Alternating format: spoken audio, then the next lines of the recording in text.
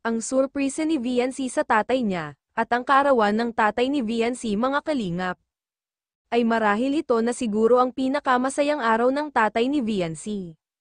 Na sumapit ang kanyang kaarawan, na dati ay halos hindi man sila nakakapaghanda ng maganda, dala ng kahirapan nila sa buhay, subalit simula na maging benepisyari sila ng Team Kalingap ay masasabi natin na hindi na sila hirap maghanda kagaya na nga ng ganitong okasyon. Sino nga naman ang mag-aakala kay Viancy na dati ay tumutulong lamang sa paglalabada sa kanyang ina, upang kumita kahit papaano, at ngayon ay isang pangmayaman na ang kanilang bahay.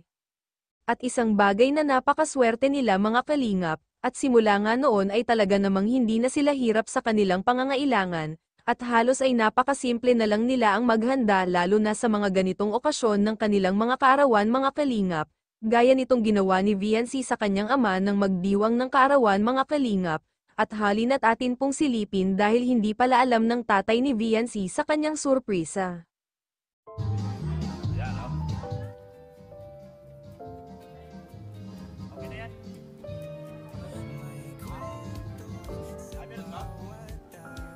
Makapiray tayo. Oh, maraming langaw. Yung alaga ko.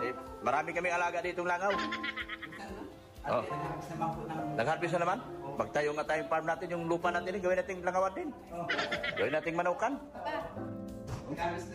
Yan oh, daming handa ni Pade oh. Yan oh. Yan handa niya, hindi ko alam. Surprise. Sana yung walang ano. Ha? At sa yung matanda na. Matanda na? Pwede na yung kahit ano, pansit kanton. Pagdating mayroon na eh. Mahal na mahal ka talaga ni Viancy kasi hinandaan ka.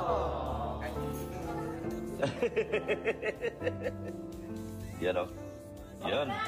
Sige na. Pasok na kayo. Oh. 40. Rapid na. Yan.